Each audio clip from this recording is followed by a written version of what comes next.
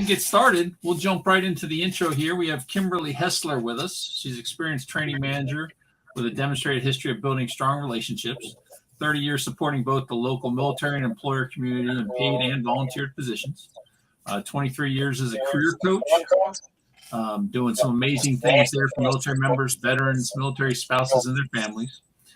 Foster strategic relationships with public, private, state, and federal government, higher education institutes, behavioral health organizations, legal professionals, faith-based organizations, military installation support services, and military service organizations across the nation. She does a ton of volunteer work to support the military and veterans as well. Kimberly, how are you doing today? Looks like you're having the same technical issues we've been having all day long. Yes, it seems I'm having a tad bit of technical issues, but I was able to switch my computers and get on with you guys. It's a beautiful day in Colorado Springs, and life is good. That is awesome. So tell us a little bit more about yourself. What got you into wanting to help and volunteer with the military support community? So I'm a military spouse. And when we PCS to Colorado Springs, there weren't any it was a very down economy, so there weren't a lot of opportunities. And I had been at MacDill Air Force Base, where we stood up the first family support center, and had experience there. And so I thought, well, I can't find a job, so I'm going to go volunteer where I know that I'll find at least friends, right? And so I went and volunteered, and that was when they were kicking off the transition assistance program. And so I volunteered in that area, and eventually was hired to be a transition assistance program facilitator. And I'm actually the longest serving facilitator worldwide. I retired from that at 20 years of facilitating TAP, and moved on to do some other really cool things. But it fascinated me. I loved it. The Colorado Springs is an amazing community that takes care of the military and their family. And so I just found my absolute passion, and I stayed with it. Oh, that is absolutely awesome. And Colorado Springs is a phenomenal community.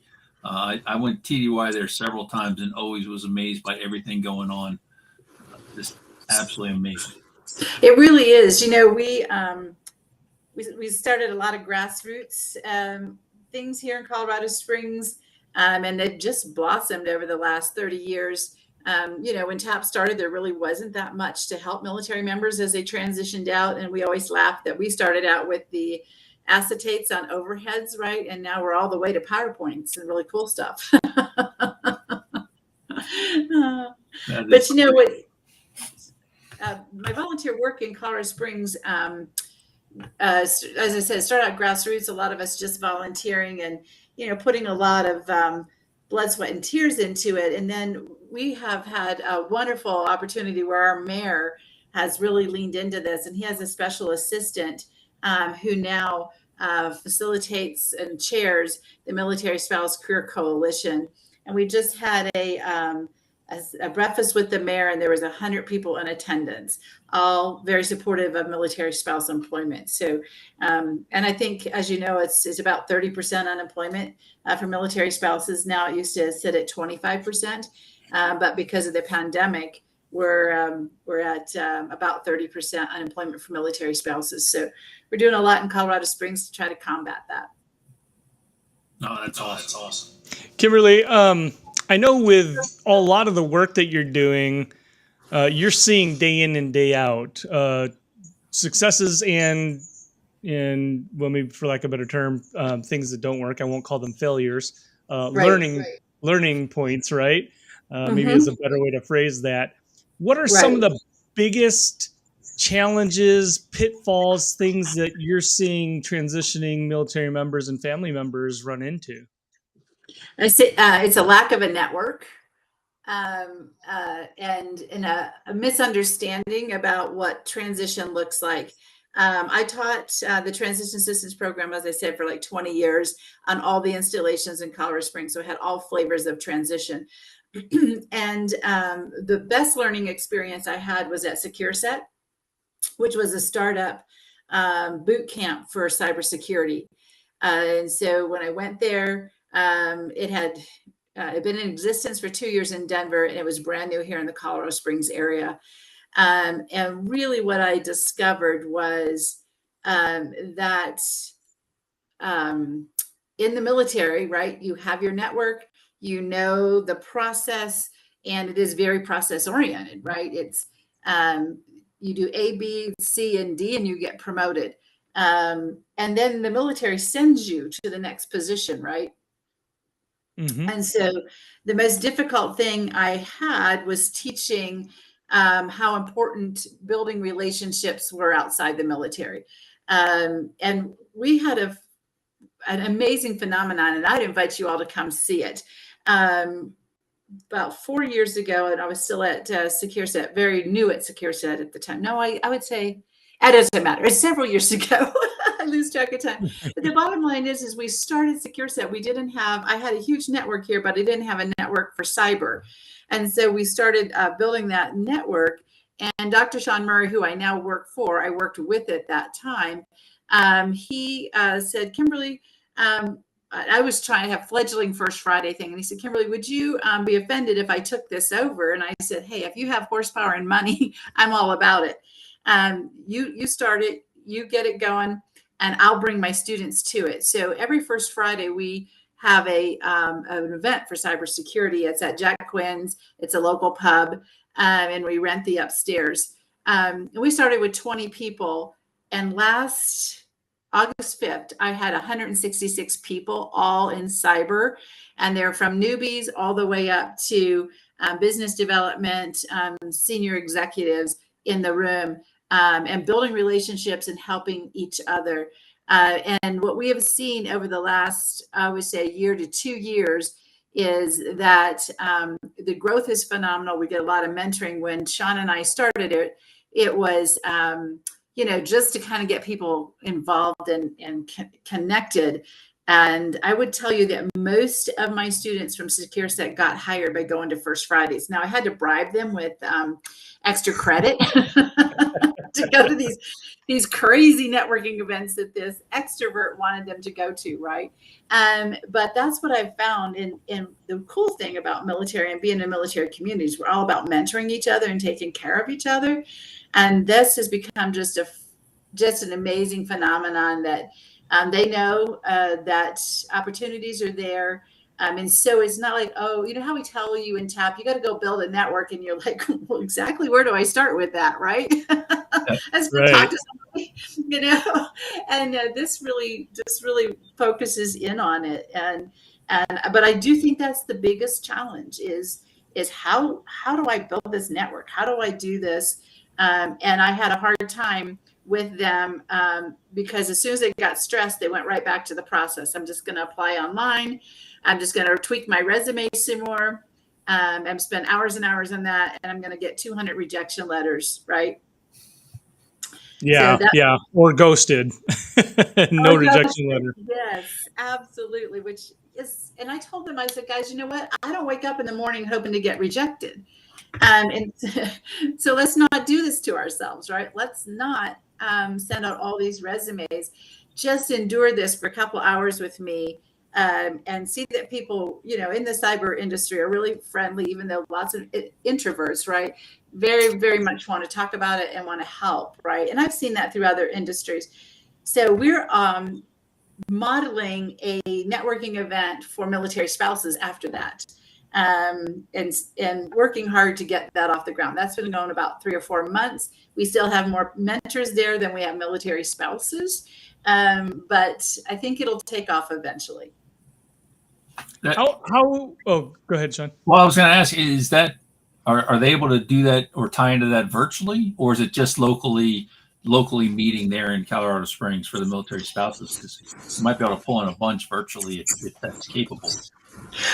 So right now we're just doing it in person, but that may be something to think about, right? And I've also thought about that for Cybersecurity First Fridays, right? It's like it is such a phenomenon. Can we do that virtual, right? Is there a way to do that? I don't know, but I think that's a good thought to have, and I can take that back to leadership and see what their thoughts are on that. My question was going to be, how important is it for, and maybe directly related to what you do, how important is it for military transitioning or spouses, right? The related groups that we're talking about to get certified, like the CISSP, or if you're in a different industry, maybe it's HR or whatever other certifications are related to your field of expertise. How important is that? So when it comes to cybersecurity, this is what we say. Certifications get you hired, degrees get you paid. So what many times military members do not understand is how DoD contracts are written. And this is extremely important in DoD. May not be as important in private industry, but with DoD, if you do not, you can be a brilliant cyber person, you've done it in the military, but if you do not come to me with a Sec Plus, I cannot get you hired. There's just, unless you like have a TS, SCI, CI poly, and they're like, okay, we really want you, and we'll hire you, and we give you X amount of months to get Sec Plus. And please foot stomp this. It's called COOL, Army COOL, Navy COOL, Air Force COOL, Marine Corps COOL. All these certifications are in there for free.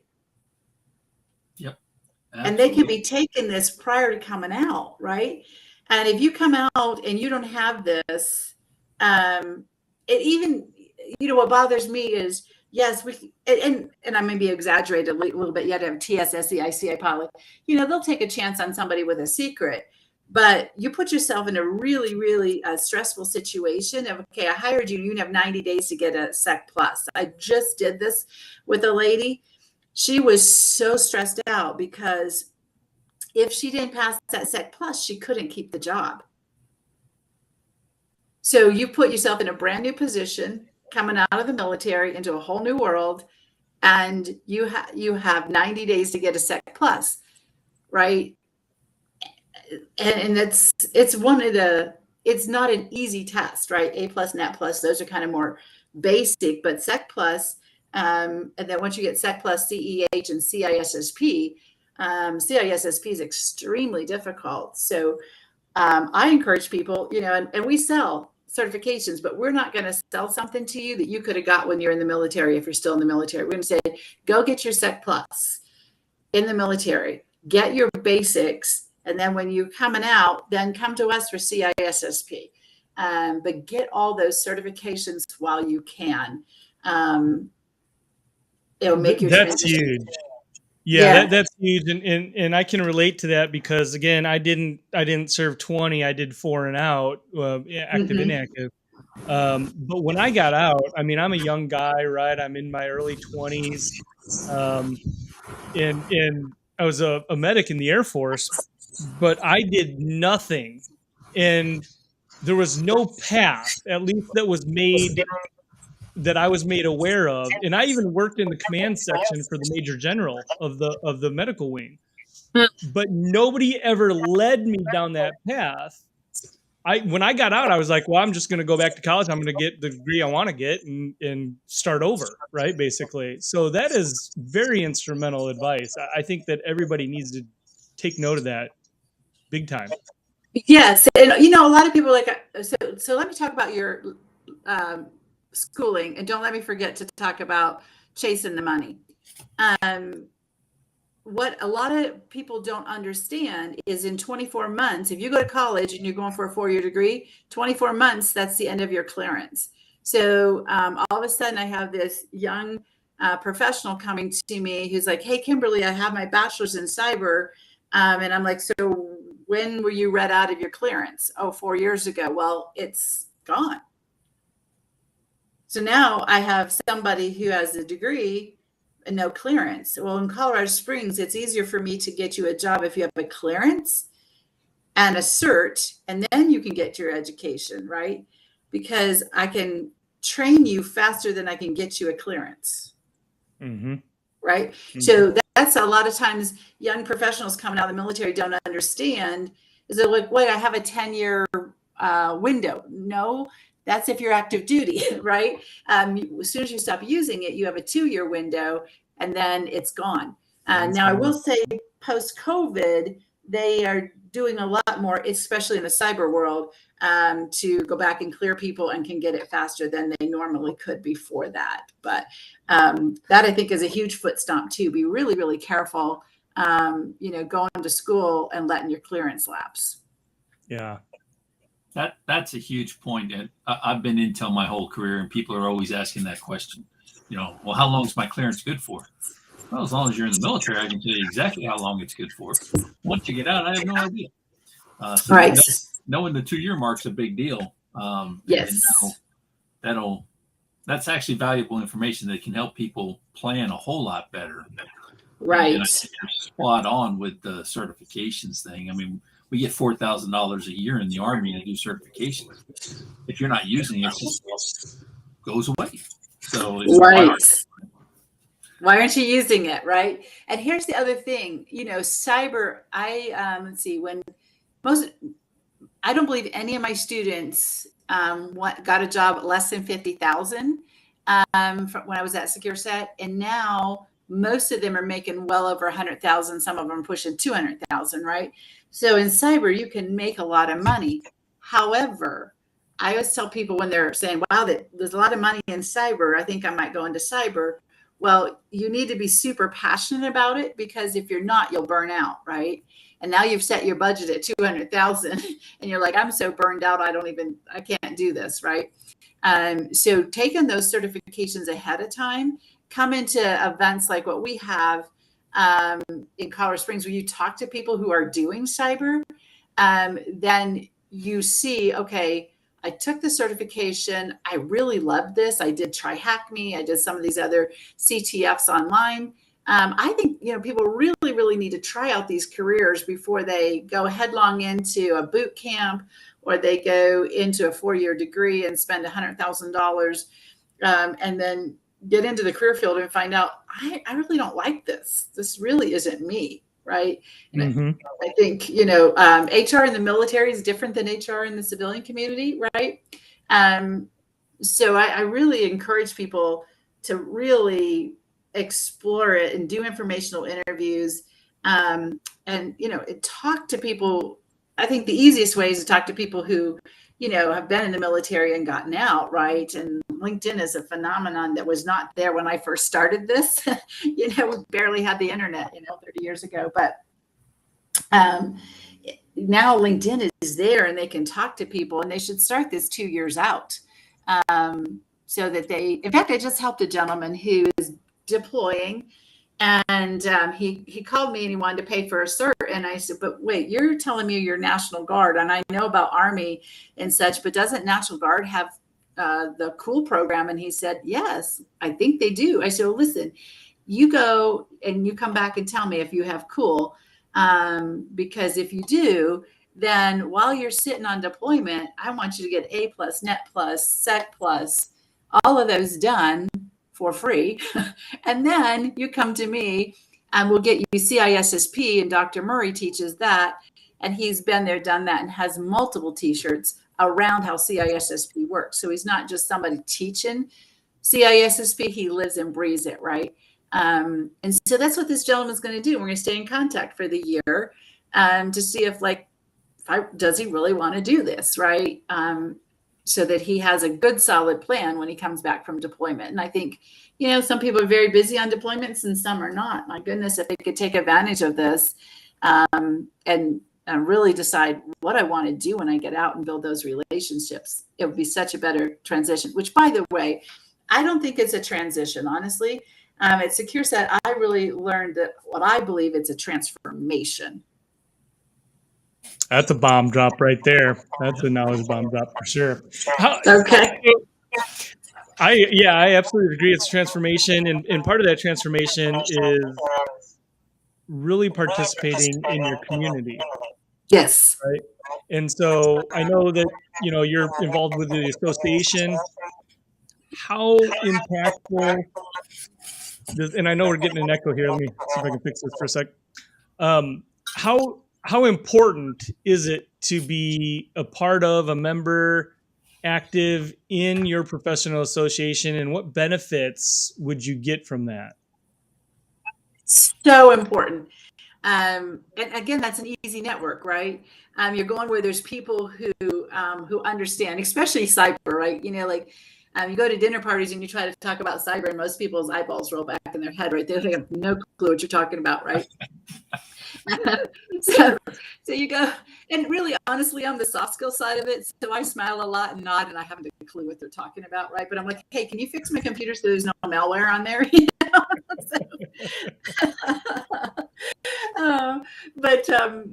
So yeah, so I am the VP of membership for ISSA here, and this is so crucial. I find that it's harder in my generation. I mean, I'm 60 years old, right? And it was a big joining. You joined groups, you joined professional organizations, and then I found the younger groups didn't understand that and weren't mentored to do that, right? And so as we have built ISSA here in Colorado Springs, they've done a phenomenal job of making it interesting to the young professionals. And there's so many things available. So they do, if you're a member, free test prep for CISSP, free test prep for SEC Plus. We have 2 free cyber symposiums a year, right? So you're getting knowledge and you're meeting people. And we do like volleyball and different things like that too, where they're fun. So, and then we're involved in International ISSA is working on a program that isn't ready to be released yet, but it's called AIM, Apprenticeships, Internships, and Mentoring. And so I have a lot of experience with that. And so that's what I'm already working on in our chapter is how do we mentor? So for instance, we had 166 people at a pub where you know, it was like, oh my goodness, there's way too many people to manage, right? And so what we're talking about is, okay, how do we have a bigger venue, not in that pub, we can't handle, more than 166, but move that to a bigger venue and then have a mentoring that we do at Jack Quinn's, where we can do speed mentoring. It's just like speed dating, but you put mentors at a table and 3 or 4 people there. And then every 20 minutes, you move them mentors. So those are the kind of things that we're doing. So, and when I'm talking about mentors, these are senior leaders that we're attracting to come to our events. So you may be a newbie and you're talking to a lead on a contract, hiring managers all across the board. And of course, we also mix it up and put people in who are in different arms of cyber, because it's just like healthcare. If you say I want to go into healthcare, well, there's lots of tracks, right? Same thing with cyber. There's lots of tracks. So those, we partner with ISSA for our First Friday. And we do a lot of work with ISSA. And of course, I'm a driving force in that because I'm the VP of membership. And I do that because I strongly believe that that is really going to introduce them to the people. And really, honestly, in my experience, especially in cyber, it's about who you know, and you'll get through the process to get a job. Yes, who you know. That is correct. That is absolutely right. Yeah, you can be the most brilliant person, but if you don't know somebody, it's not going to go far. Yep. Yeah, your network is your net worth. That's for sure. Oh, absolutely. So,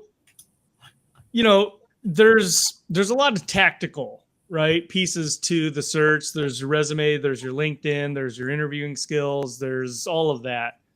But I think, and I want to hear your thoughts on this, and maybe you guys are already engaged in this, but I feel, and this is my opinion, that people that are in transformation, right? I'm going to use your word, in transformation, they need sales skills, because at the end of the day, this is all a sale, right? You're the product. So right. Is that something that you guys are incorporating, those selling skills? Because I think that's very important. I would like to see more of that with, career transition coaches and things like that, that they're actually teaching sales, because that's really what it boils down to. Right. It really is, right? And most people are like, oh, I don't do sales, right? But you have to have some confidence around what you bring to the table. And so again, if all you do is apply online, on LinkedIn, on Indeed, and you get all these rejections, pretty soon you have no confidence in what it is you're selling, right? And so now I think our cyber folks in Colorado Springs have it a little bit easier because Dr. Murray and I actually sell them, right, for them. Mm-hmm. Because we set up the venue, right? We set up we bring everybody together, right? We put this. If they fail, it's because they didn't show up, right? Not because they showed up and failed. It's because they didn't show up. If they show up, and I teased them. I said, if you stand on the wall like a middle school boy at a dance, I'm going to take you off the wall and I'm going to introduce you to people, right? So there you go. Yeah, I kind of help them, right? Because it is intimidating. You come in 166 people. I had people fly in from Vegas, Richmond, Virginia, and Minnesota for our last event, right? Well, they just flew in. They don't know anybody but me, right? And so I do all that introduction, and then they do. You're right. Have to sell what they have. And here's a problem. Many of them do not realize that they went and took a boot camp and they got all the certs, right? But they don't realize how much physical security, the skill set for physical security works into if they want to go into the more technical side, right? So they're telling, oh, well, I don't have any experience. And I'm like, wait a minute. Wait.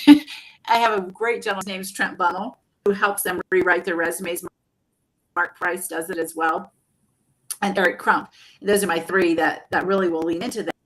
And I'm like, you just go sit down with these guys and see what you really are bringing to the table, because you're selling it. You don't have experience when you actually do.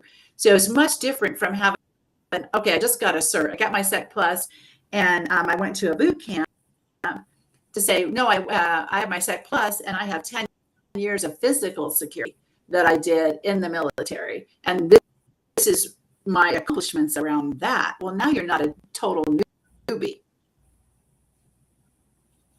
Right? Absolutely right. And great point. There's so much that goes into a resume for a military person. When you look at the job, the additional duties, everything you had your hands in, there's so many things you can pull out of there. So that's a great service. Yes. I wanted to touch a little bit more on that networking piece you were talking about.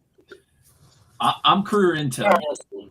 Yes. And I know with my specific MOS, a lot of the people in my field don't really have a lot of interpersonal communication skills and really have trouble talking to people.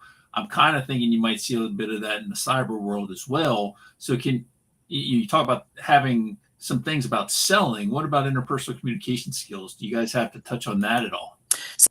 So when I was at Secure Set, I did all of that, the soft skills training. We brought in like Myers-Briggs and Strengths Finders and all those things and really helped them. So when I was there, the day one, we started on that process. And I had them for 20 weeks. And it was a daily reinforcement, right, of being able to do that. Because honestly, most Intel folks I've met, most cyber folks are introverts, right, and can do amazing things, but they don't want to tell you that they can, right?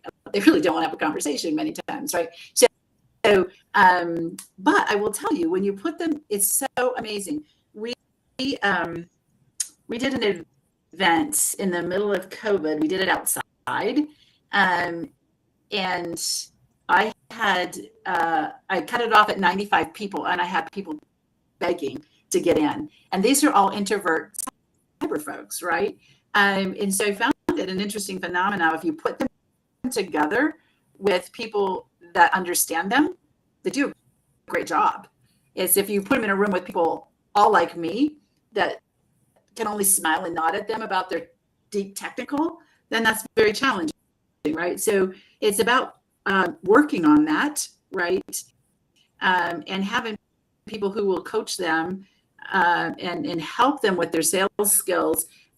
And really, when I taught TAP, one of the slides, I'll never forget it, said you need to make 40 new contacts a week. I'm an extreme extrovert, and I can make the wall talk to me. But 40 new contacts, 40 new contacts a week, I can't even manage that, right?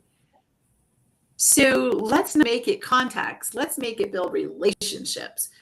Let's make it all about relationships. And that's exactly what we did at Secure Set. So we, and then now that's what we're doing. And then Dr. Murray did that with Murray Security Services, and that's what we're making in our community. So it's a family.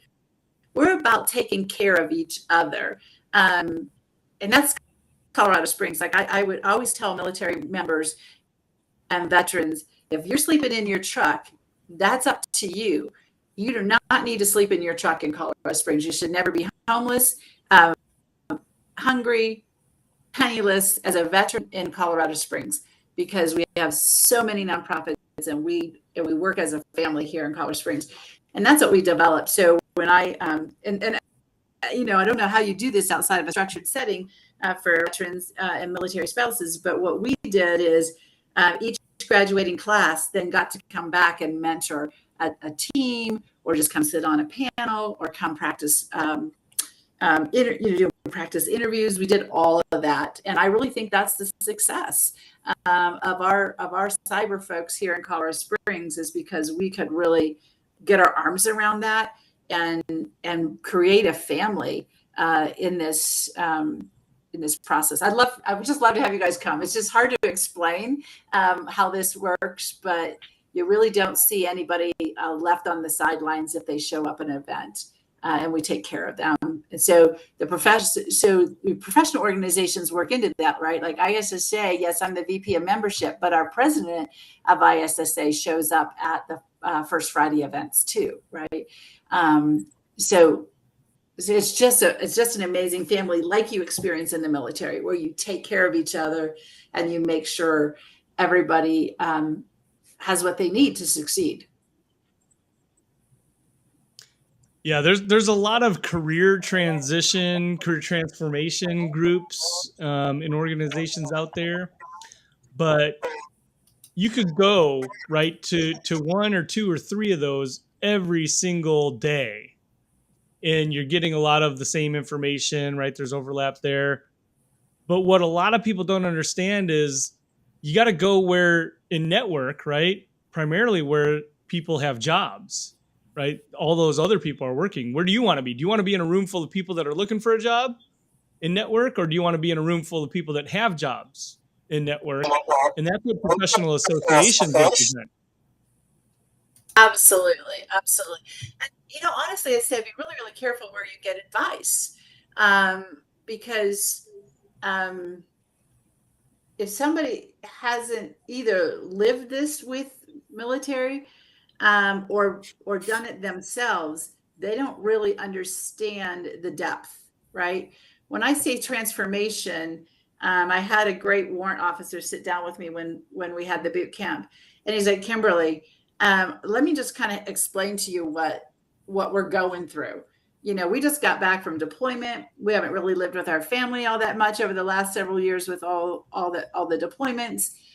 We're in a boot camp that's 8 hours a day with 3 hours of homework. So let's talk about this. And so he really was instrumental in helping me as I built the program. Like, we really need to wait. What is it? That's the challenge here. Well, the challenge is you are not transitioning. If I left Murray Security Services tomorrow and I went to another corporation, that's a transition. I'm just moving companies. When you leave the military and you go into corporate world, nonprofits, trades, they all have a different culture, right? Way different culture than what you had in the military. So you're leaving your tribe, and now you're having to learn how to dress appropriately, how to speak their language, how to fit into their culture, and how to live with your family, quite frankly, for many people who haven't lived with their families. So to me, it's much more than just writing a resume, learning how to interview. It's really learning how to be a civilian, right? With all the experience Mhm. you've had in the military, but it's really learning that whole way of life without a tribe. And we tried to create a tribe here in Colorado Springs, right? But many people are moving to areas that people don't even know much about the military, right? So they're going into, I don't know, I feel like it's culture shock. Yeah, I would agree. Sean, how about you?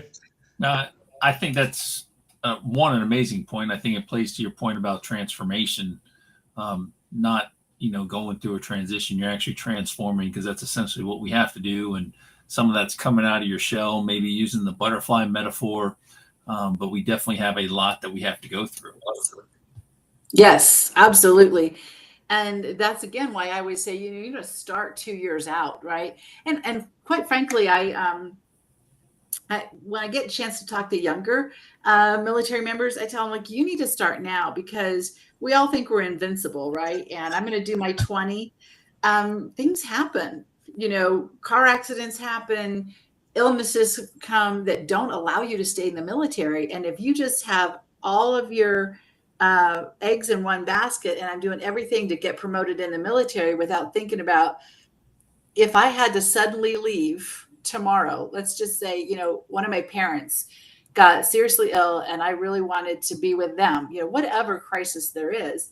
And I get out of the military, how am I going to survive? Right? Like, if they did that all the way through their career, then they're prepared, right? But instead we focus on the military. And I've heard this over and over and over again. In fact, I was just like horrified in a TAP seminar. I was on a panel, and this guy's like, we're working 70 hours a week. I don't have time to do this. I'm like thinking, well, if you keep doing that for 2 years, you're going to drop dead. Right. But you're doing 70 hours a week for the military. You're going to get into the transition mode, and you've not built relationships. You've not really thought about what you're going to do. You're going to come out and hit a brick wall. Right. And so there's got to be a balance throughout your whole career, I believe, to really prepare you for whatever might happen, and you don't get to stay your 20. Or you get to your 20 and you're like, I stayed for 20, but look at all the degrees I have, all the certifications I have, the relationships that I have from the professional organizations, right? Then you're really, really prepared, and it's not such a culture shock. Absolutely spot on. They need to start early. And often one of the best things I heard was someone say, as soon as you join the military, you need to start preparing to separate, which should definitely make for an interesting transition as that goes. But we are running down to the end here, Kimberly, and you've done some amazing things, and you're still doing some amazing things. Your work with Murray Security Services sounds fascinating, and then how you're still helping the military community is just absolutely amazing. So as we close out here, what is it that you need assistance with, or people can get involved with to help with what you're doing with the veterans and the active duty military and spouses in Colorado Springs? How can people get involved in all this?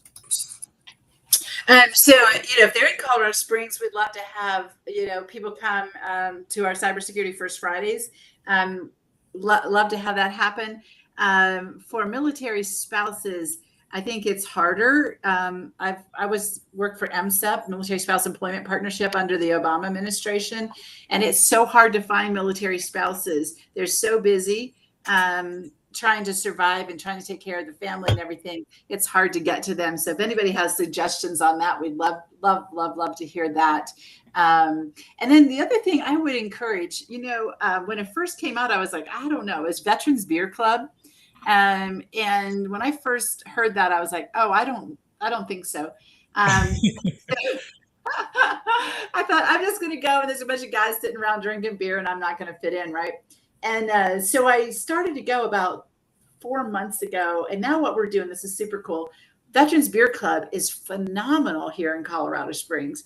It's a great network. Take really good care of each other, similar to what we're doing at First Friday. So if there isn't anything else, check out your Veterans Beer Club, because ours is really good about helping people connect into the community, connect into positions.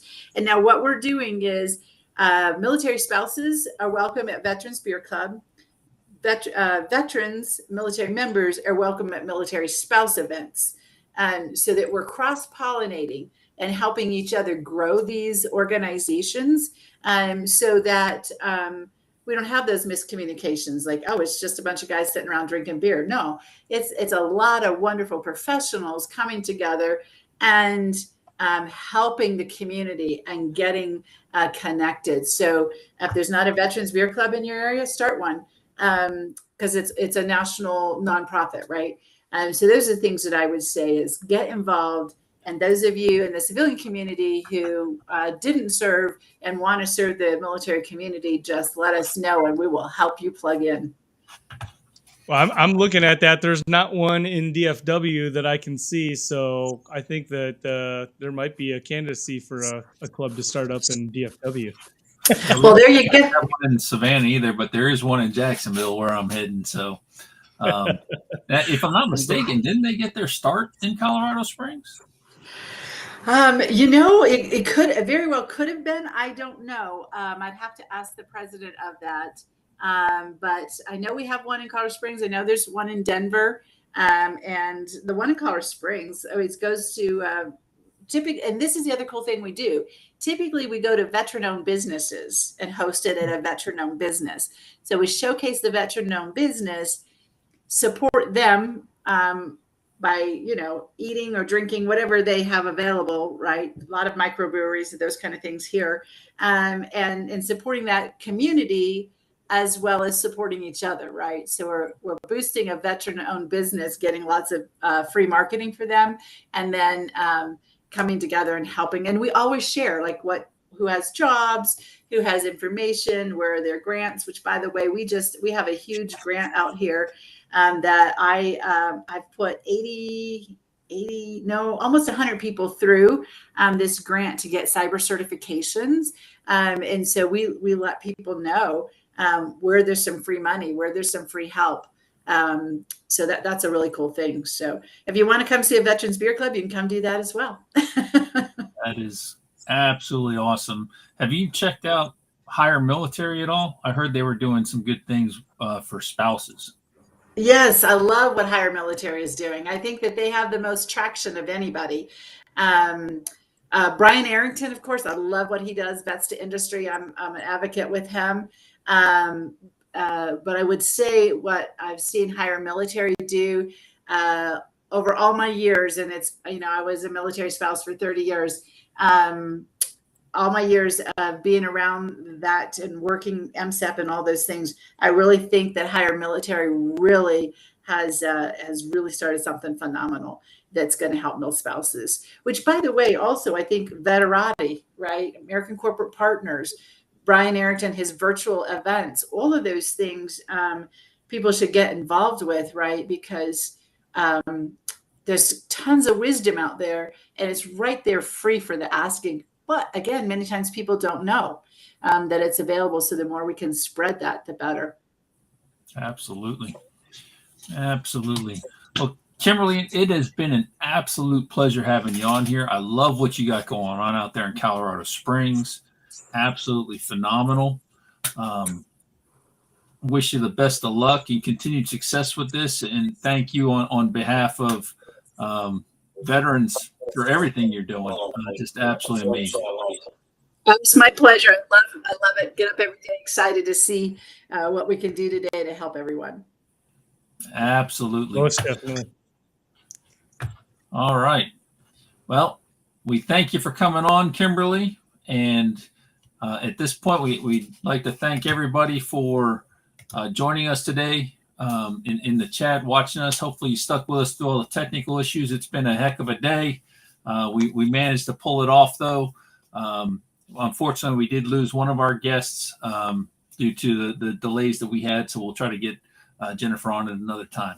But once again, thank you to everybody for joining us today and for all their support as always. Mark, you got anything as we get ready to head off here? No, I thank you again, Kimberly. Very impactful. For those of you that are out there searching, I do want to give a shameless plug to the workshop, the Who You Know Summit. It is one of the best ways to learn, whether you're military related or not. It's one of the best ways to make sure that you're getting yourself out of the black hole, out of the applicant tracking system, getting yourself noticed, and differentiating yourself in your job search. So I'm going to put this up here just as we're closing here, but here is the link to register and join the summit. Outstanding. I highly recommend that. I learned so much doing that. Big fan of what the summit does. So thank you to all our guests again today. Mark, thank you as always. Great job today. And one of these days we're going to figure out how to keep Murphy from even showing up. That's right. For the title. Thanks, Sean. All right. Talk to y'all later. Thanks for joining. Yeah, there's so many things you said there that